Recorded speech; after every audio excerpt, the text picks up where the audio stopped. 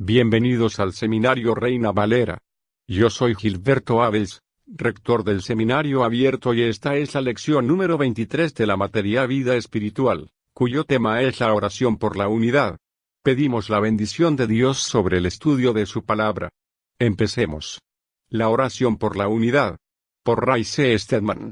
Las últimas horas que pasó Jesús con sus discípulos antes de ir a la cruz concluyeron con una reunión de oración. El que ora es el mismo Jesús de Nazaret, sin duda alguna el que más conoce acerca de la naturaleza y las posibilidades de la oración, más que ninguna otra persona que jamás haya vivido. El tema de la oración es sus discípulos y aquellos que creerían en él, es decir, nosotros mismos. Es mucho lo que podemos aprender de esta oración, hecha en aquellos momentos de tanto peligroso, en que la oposición estaba a punto de echársele encima y la sombra de la cruz pendía, con su enorme peso, sobre él. Ya hemos examinado algunas de las posibilidades, las prioridades y los peligros de la vida cristiana reflejados en esta oración, pero los 6 últimos versículos son los más extraordinarios de todos. Aquí tenemos lo que podemos considerar como una gran sesión de planificación entre el Padre, el Hijo y el Espíritu Santo, y tenemos el privilegio de poder escuchar. En otras palabras, es una cumbre, la más elevada posible, que no se centra en un solo país en concreto o en un continente determinado del mundo, sino que tiene al mundo entero en su punto de mira. No se celebra con el fin de planear una campaña de unos cuantos años o una década o dos, sino que abarca toda la era en la que vivimos, desde la primera venida del Mesías hasta su segunda venida. No tiene que ver solo con unas pocas iglesias locales o con un par de denominaciones en una especie de campaña unida, sino que reúne a todo el cuerpo del Mesías, a cada uno de los creyentes de todos los tiempos que jamás han vivido o vivirán.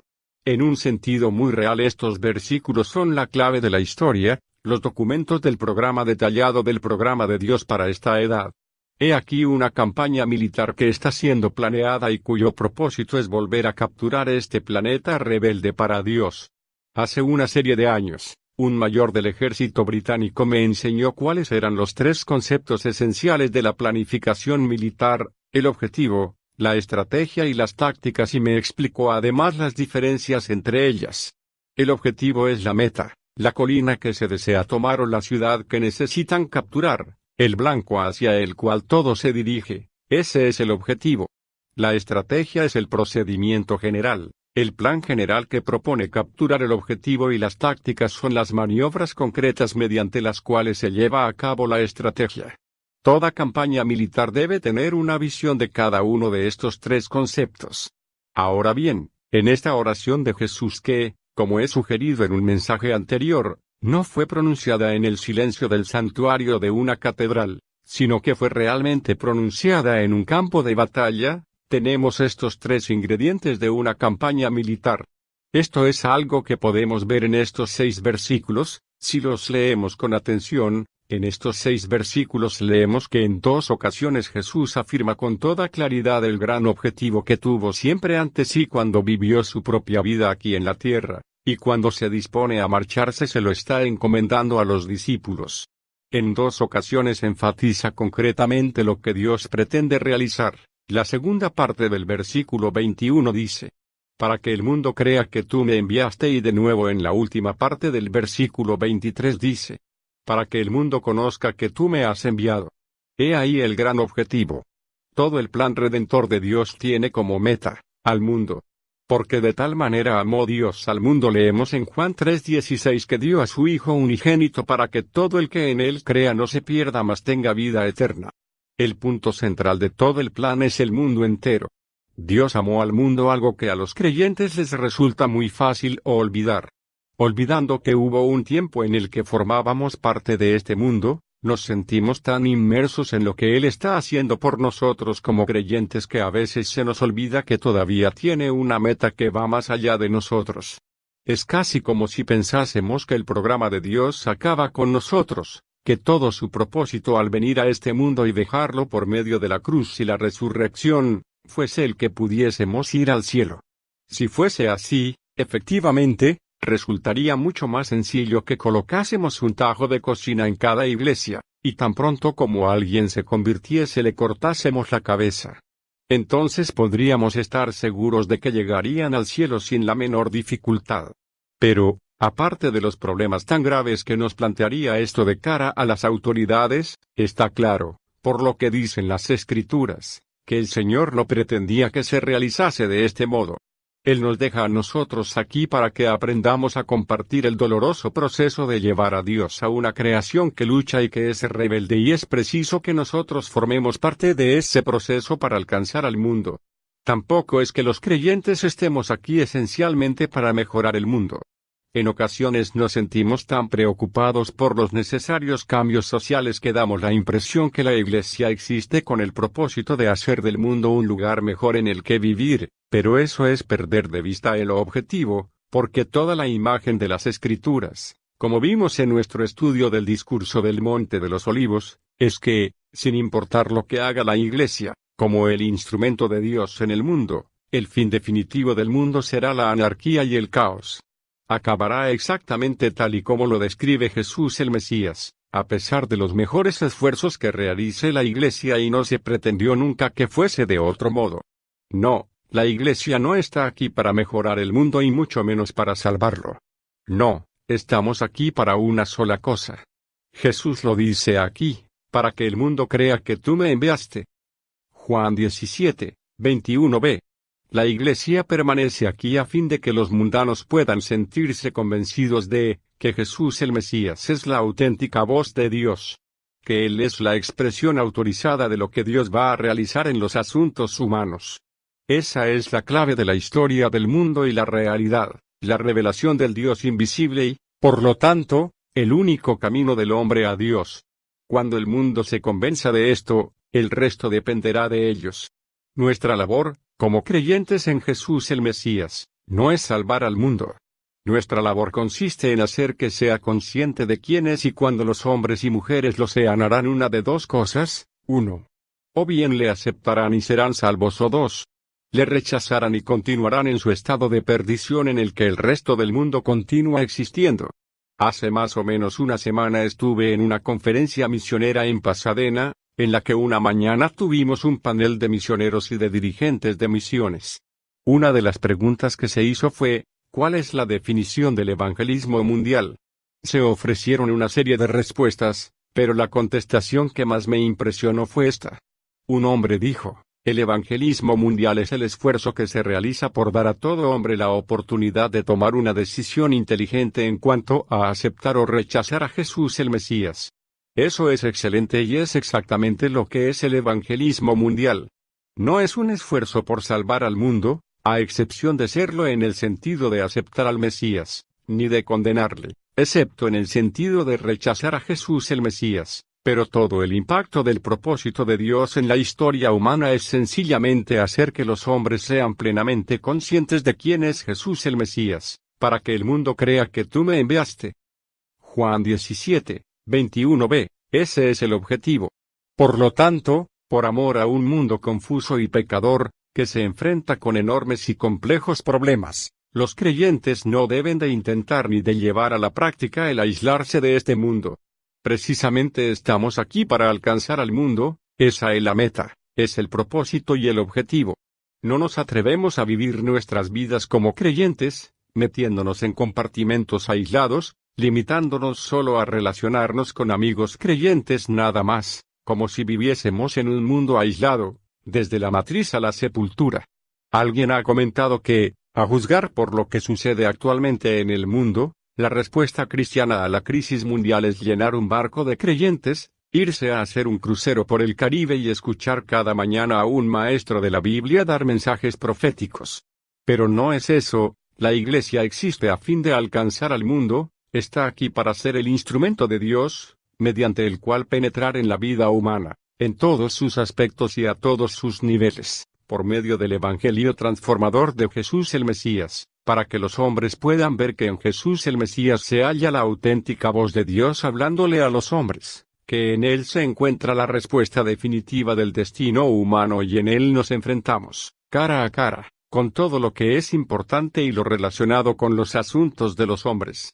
Ya he sugerido que este es un problema complejo, difícil, incluso doloroso, porque sabemos muy bien habiendo estado también al otro lado del camino, que las personas mundanas viven sumidas en la confusión y la ceguera, mostrándose sospechosas y sensibles, especialmente en lo que se refiere a los asuntos religiosos.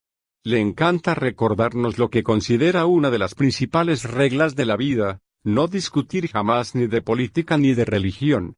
Esa clase de persona puede ocultarse tras una dura coraza de indiferencia y de sofisticación y ser aparentemente irreprochable, a pesar de lo cual ese hombre es nuestro objetivo.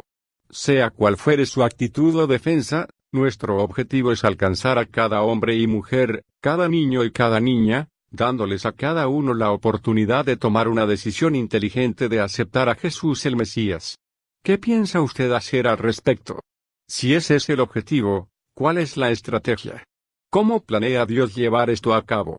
No nos ha dicho cuál es el objetivo para luego dejarnos la estrategia a nosotros. No, también la encontramos aquí.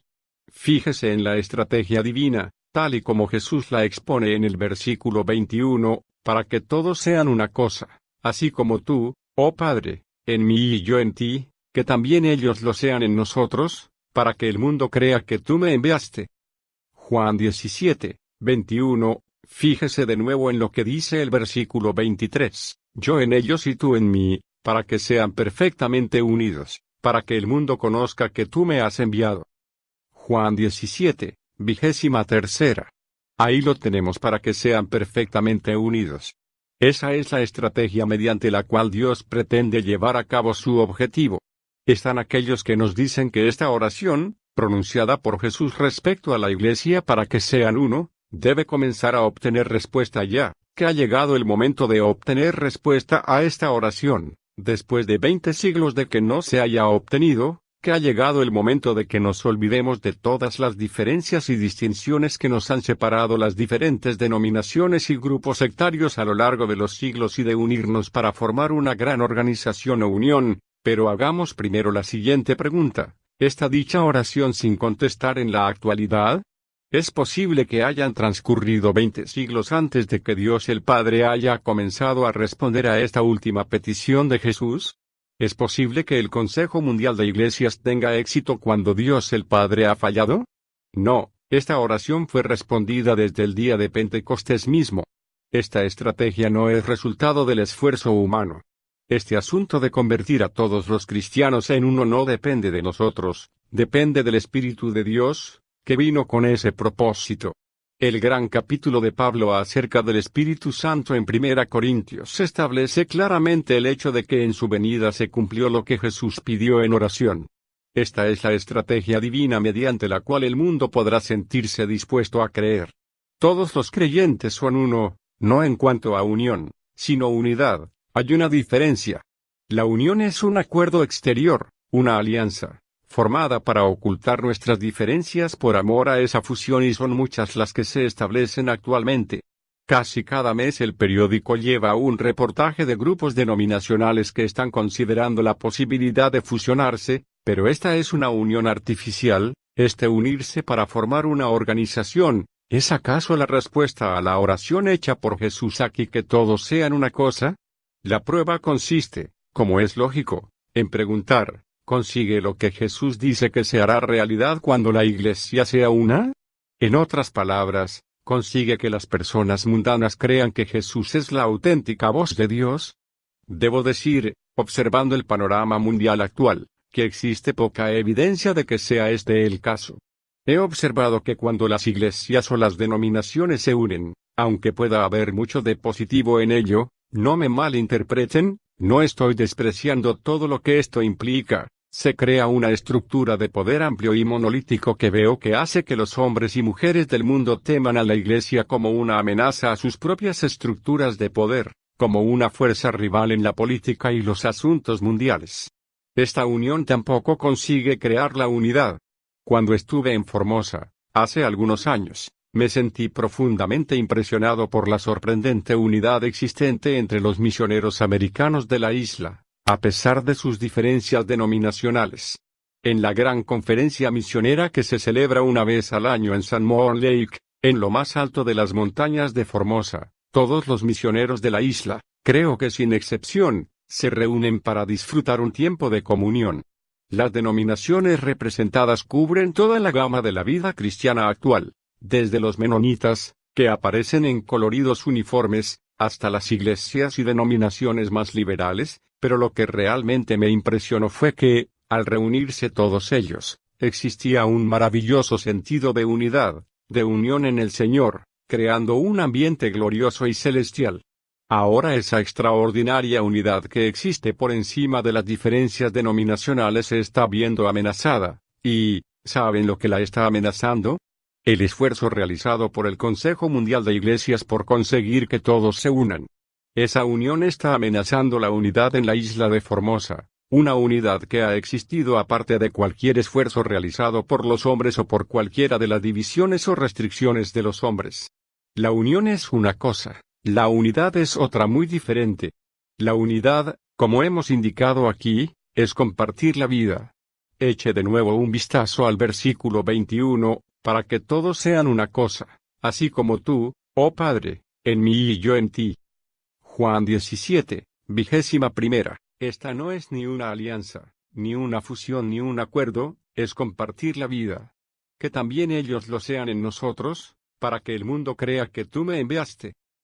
Juan 17, 21, yo en ellos y tú en mí, para que sean perfectamente unidos.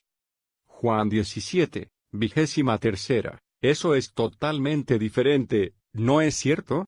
Permítanme, si es posible, expresarlo de otro modo. La estrategia divina, mediante la cual el Señor pretende hacer que el mundo tome conciencia de que Jesús el Mesías está constituyendo una familia en medio del mundo, una vida familiar. Una vida compartida, de modo que los hombres y mujeres de toda la tierra, se conviertan, mediante el nuevo nacimiento, en miembro de esa clase de vida, formando parte del círculo familiar, que es tan inconfundible y tan lleno de gozo y cariño que las personas mundanas al observarlo sienten envidia y, como huérfanos desamparados, con las narices pegadas a una ventana, anhelan unirse al cariño y la comunión del círculo familiar. Lo sorprendente es que cuando la Iglesia es así no existe más poderoso impulso evangelístico. Este último fin de semana unos cuantos de nosotros estuvimos juntos en un retiro para hombres. La mayoría de nosotros éramos de esta iglesia, pero no todos. Había unos cuantos hombres de otras iglesias, que también se unieron a nosotros. Había un hombre que, al pasar el tiempo, dijo que no era creyente todavía y, que yo sepa, fue el único. Nos dijo que estaba amargado en contra de la Iglesia y sospechaba de las Escrituras, a pesar de que en su vida se había acostumbrado a adoptar costumbres nocivas que reconocía que no eran aceptables en los círculos cristianos.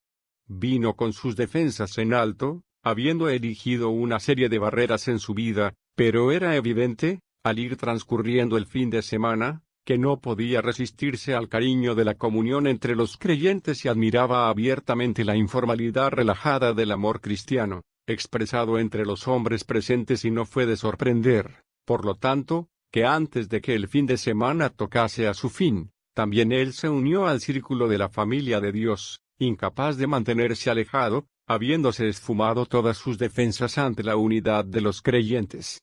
Esta la estrategia divina, la de conseguir que todos los creyentes compartan una vida en una gran familia y, de ese modo, hacer que el mundo, que carece totalmente de ella y la desea ardientemente, mantenga relaciones personales significativas, sencillamente se le haga la boca agua de puro deseo. Esa es la estrategia de Dios. Pero la unidad resulta difícil de ver. La vida de Jesús el Mesías en el cuerpo del Mesías es algo invisible y algo debe hacerla visible. ¿Qué ha de ser? Cuando damos en el blanco al respecto llegamos a las tácticas divinas, mediante las cuales Dios tiene la intención de implementar su estrategia. ¿Y cuál es? Jesús nos lo dice en el versículo 22, yo les he dado la gloria que tú me has dado, para que sean una cosa. Juan 17, 22. Esto es lo que hace que sean uno. El mundo creerá cuando vea que la iglesia es una y esto es lo que la convierte en una. La gloria que tú me has dado y yo les he dado a ellos. Versículo 24. Padre, quiero que donde yo esté, también estén conmigo, y esa no es una referencia a la gloria de algún día, sino que es una referencia a lo que dice Pablo en Efesios 2, nos hizo sentar en los lugares celestiales, aquellos que me has dado, para que vean mi gloria que me has dado, porque me has amado desde antes de la fundación del mundo. Juan 17, 24, aquí tenemos una gloria radiante en la Iglesia, que hace que la unidad de los creyentes sea visible. ¿En qué consiste? Jesús es muy concreto: yo les he dado a conocer tu nombre y se lo daré a conocer todavía, para que el amor con que me has amado esté en ellos, y yo en ellos. Juan 17, 26. Una gloria que es amor. En otras palabras, la unidad de la Iglesia resulta visible cuando los creyentes se aman los unos a los otros. He ahí el secreto. Al decir esto, hemos descubierto el motivo por el que se produce el fallo de la Iglesia, en lo que se refiere a alcanzar al mundo en nuestros días. ¿Por qué estamos presenciando estos ataques tan flagrantes y manifiestos en contra de la fe cristiana? ¿Por qué existe, en nuestros tiempos, una enorme apatía respecto a la autoridad bíblica, ese desinterés indiferente del mundo en general a la hora de escuchar la voz de la Iglesia? Es solo coincidencia que las décadas anteriores a esta se caracterizasen especialmente por el conflicto de la Iglesia, que durante esos años el mundo fue testigo de cómo los creyentes se lanzaban insultos los unos a los otros, y cómo se enfrentaban por diferencias teológicas, atacándose ferozmente y sacándole punta a esas diferencias, publicando periódicos y revistas dedicadas a insultarse, a acusarse de herejías y a dedicar sus energías a luchar unos contra otros, en lugar de proclamar el Evangelio de Jesús el Mesías. ¿Es de sorprender que el mundo haya hecho oídos sordos a la Iglesia? Charles Spurgeon habló acerca de aquellos que normalmente van por ahí con un revólver teológico en sus pantalones eclesiásticos, que aún tenemos hoy entre nosotros. Por eso es por lo que Jesús, reuniéndose con sus discípulos en el aposento alto, dijo al pronunciar su última palabra: un mandamiento nuevo os doy, que os améis los unos a los otros. Juan 13, 34. Esa es la clave, que os améis los unos a los otros. Ahí es donde debe comenzar la evangelización mundial. Estas son las tácticas por medio de las cuales se implementa la estrategia divina para alcanzar el gran objetivo, para que el mundo crea que tú me enviaste. Por esto es por lo que Jesús dijo: en esto conocerán todos que sois mis discípulos, si tenéis amor los unos por los otros. Juan 13, 35, más que eso, Juan dice: en esto sabemos que amamos a los hijos de Dios, cuando amamos a Dios y guardamos sus mandamientos. Primera Juan 5, 2, todo comienza ahí. Existe un artículo de gran ayuda en el actual ejemplar de la revista Eternidad por el Dr. Harold England, el pastor de la primera iglesia presbiteriana de Berkeley, y espero que todos ustedes lo lean. Entre otras cosas extraordinarias que dice, en este sentido, hallamos estas palabras: ¿suponen ustedes que la falta de amor es una clave de nuestra falta de efectividad a la hora de dar a conocer al Mesías en nuestro mundo? La manifestación del amor en la familia de Dios ha disminuido y, como consecuencia de ello, la Iglesia ha presentado su imagen al mundo como si se tratase de cualquier otra institución impersonal de nuestros tiempos, aunque ésta se especialice en moralidad y adoración pública, en lugar de hacerlo en mercancía o en finanzas. En lugar de presentarse como una familia en la que los miembros se conociesen los unos a los otros, se aceptasen, orasen unos con otros, riesen y llorasen juntos, y todo ello porque existía un verdadero amor entre ellos. Pero este amor no debe ser solo un sentimiento, ya que no estamos hablando acerca de una expresión piadosa religiosa. Se ha descrito el sentimiento como un cálido sentimiento del corazón que no se puede rascar. No es eso, sin embargo, no es algo que se use para ocultar una actitud de aversión. Las Escrituras dicen: el amor sea sin fingimiento, Romanos 12, 9, es decir, auténtico. Existen tres cualidades esenciales en lo que se refiere al auténtico amor cristiano. Lo primero es el contacto mutuo, y el decir que se ama a otro creyente al que usted no está dispuesto a hablarle no es más que un cuento chino. Debe de haber un contacto, el deseo de hablar, que no haya indiferencia, que no se aparten el uno del otro. Hay, es verdad, circunstancias concretas y claramente descritas, en las que está en juego la disciplina y en las que los creyentes deben alejarse temporalmente los unos de los otros, pero son, como he dicho, muy específicas y solamente en circunstancias extraordinarias. De lo contrario debemos de amarnos los unos a los otros sencillamente porque somos creyentes, y no debemos de ser selectivos al respecto.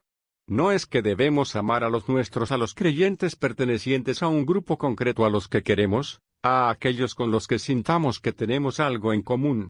Esa clase de amor es el que manifiesta el mundo. Jesús dijo, «Y si saludáis solamente a vuestros hermanos, ¿qué hacéis de más? ¿No hacen eso mismo los gentiles?» Mateo 5, 47. No, debemos de amarlos a todos sencillamente por el hecho de que sean creyentes, aunque sean estúpidos, aunque estén equivocados o aunque sean testarudos. Lo primero es el contacto. En segundo lugar, el amor genuino, sin fingimiento, representa el interés mutuo, y con eso no quiero decir una especie de reunión superficial, el decir de pasada, como le va últimamente, sino el estar dispuestos a escuchar la respuesta. Todo contacto debe caracterizarse por el deseo de ayudar, de compartir, de escuchar, de orar, el estar dispuestos a llevar los unos las cargas de los otros en el Señor y cumplir, de ese modo, la ley del Mesías. Y en tercer lugar, todo amor cristiano genuino se caracteriza por un sentido mutuo de contribución. Esto implica un reconocimiento de que nos necesitamos los unos a los otros, que no estamos siendo condescendientes cuando nos entregamos de lleno a otro creyente, que nos necesitamos los unos a los otros. Usted tiene lo que otro necesita y atendemos los unos las necesidades de los otros por igual, aunque esos creyentes sean más mayores o más jóvenes. Confieso que algunas de las lecciones que más me han ayudado y que he aprendido las he recibido de algunos que han sido como bebés recién nacidos en el Mesías, con los que he tenido comunión. Ellos me han enseñado mucho, así que nos necesitamos los unos a los otros. ¿Sabe usted una cosa? El hecho más sorprendente y significativo es que cada uno de los despertares, ya sean pequeños o grandes, a lo largo de todo el curso de la historia cristiana, ha comenzado invariablemente derribando las barreras entre los creyentes. Cuando se han resuelto enemistades de larga duración, cuando se ha pedido excusas y perdón, se han pronunciado confesiones y se han resuelto las aversiones y desacuerdos, las separaciones y los alejamientos entre creyentes, invariablemente se ven seguidos por el hecho de que el mundo que nos rodea se fija y comienza a prestar atención al mensaje cristiano. En eso consiste el amor, en el contacto, el interés y la contribución. Permítame añadir una sola cosa más, porque este amor, algo que reconocemos muy claramente en las Escrituras, no es algo que nosotros consigamos solos, es algo que nos ha sido dado. Está en nuestro interior en virtud del hecho de que Jesús el Mesías mora en nosotros, pero no requiere nuestro consentimiento. El Señor está dispuesto a amar a otra persona por medio de nosotros en cualquier momento en que nosotros estemos dispuestos a convertirnos en el canal de ese amor. Cuando nosotros estamos dispuestos a consentir en amar, Él está dispuesto a hacerlo. Todo lo que hace que esto sea práctico y que evita que saboteemos la obra del Espíritu Santo en su intento imperioso por alcanzar al mundo exterior, cegado y confuso, es que nosotros demos de buen grado y nos complazca amar a cualquier creyente, en cualquier momento, por amor a Jesús. He decidido que existe por lo menos un corazón en el mundo que está dispuesto a amar a todas las personas, sin excepción, en las que siento el amor a Jesús el Mesías, el Hijo de Dios, sin tener en cuenta su etiqueta denominacional o su falta de ella, y a pesar de cualquier diferencia teológica de puntos de vista. Estoy dispuesto, teniendo a Dios en mi interior y con su ayuda, a entregarme en amor a cualquier creyente, en cualquier lugar, con el que me encuentre casualmente y en el cual sienta que existe una comunión de amor hacia Jesús el Mesías. Esa es la base de la unidad cristiana. ¿Está usted dispuesto a unirse a mí? ¿Está usted dispuesto ahora a decir, a fin de poder alcanzar al mundo que nos rodea, Señor, enséñame a renunciar a mis prejuicios, a estas separaciones, a estos distanciamientos, a estas actitudes nada cristianas hacia otros hermanos en el Mesías, y haz que esté dispuesto a amarles y a mostrarlo, por amor a su nombre? Oración. Padre, tú eres el Dios del amor. Cuando miramos a la cruz de nuestro Señor Jesús, el Mesías, Vemos ese amor que ha sido derramado por nosotros. ¡Qué amor tan sublime! ¡Qué amor que nunca nos abandona! Un amor que nos sigue a pesar de nuestros desprecios, un amor que no se da nunca por vencido, inexorable en perseguirnos hasta que nos rendimos, quebrantados, enternecidos por su amor. Señor, esa es la naturaleza y el carácter de ese amor que ha sido derramado en nuestros corazones por el Espíritu Santo que nos ha sido dado. Es precisamente algo tan extraordinario como esto, lo que el mundo espera ver en los creyentes. Padre, es la falta de este amor lo que hace que ellos se aparten de nosotros, que no tengan interés y que se sientan decepcionados. Señor, enséñanos, pues, a amarnos los unos a los otros. Sea lo que fuere lo que pueda significar en términos de nuestras circunstancias personales, Padre, enséñanos a amarnos los unos a los otros. Te lo pedimos en el nombre del Mesías. Amén. Gracias por estar con nosotros en esta reflexión sobre la vida victoriosa en Cristo. Dependemos de las ofrendas de nuestros alumnos agradecidos a hacer posible este ministerio educativo. Dios le bendiga en su vida y ministerio. Estamos a sus órdenes.